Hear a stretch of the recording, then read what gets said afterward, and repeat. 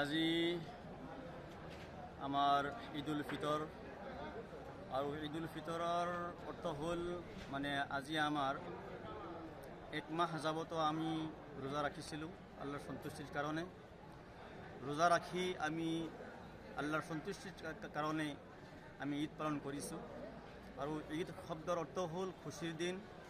আৰু এই ঈদৰ জৰিয়তে আমাক আল্লাহ ঈদ এই কাৰণেই দিছে যে আমাৰ গোটেই অঞ্চলৰ মানুহ, বিভিন্ন গোত্ৰৰ মানুহ একত্ৰিত হৈ আমি মিলা প্ৰীতিৰে মহাব্বত মিলা প্ৰীতিৰে যাতে আমি এটা শান্তি সম্প্ৰীতি সমাজ গঢ়িব পাৰোঁ।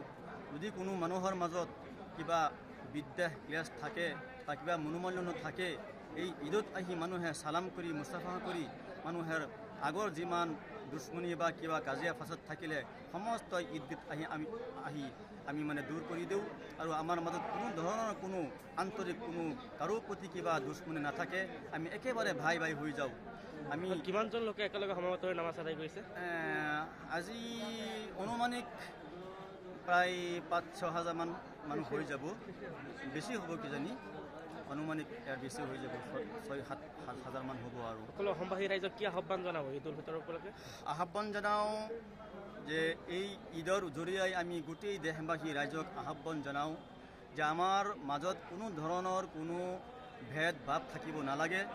আমাৰ যিমান জাতি প্ৰজাতি আছে আমাৰ দেশত সকলো দেশত যাতে আল্লাহ এই ঈদৰ জৰিয়তে কৰি যাতে প্ৰত্যেকজন মানুহৰ মানৱ জাতিৰ ভিতৰত যাতে আল্লাহ শান্তি সম্প্ৰীতিৰ সৃষ্টি কৰি দিয়ে।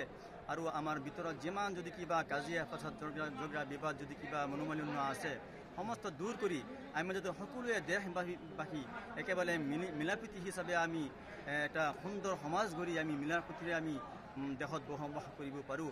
এই ঈদৰ জৰিয়তে আমি এটা এনেকুৱা ভাল মেছেজ আমি দেশবাসীক দিব খুজিছোঁ।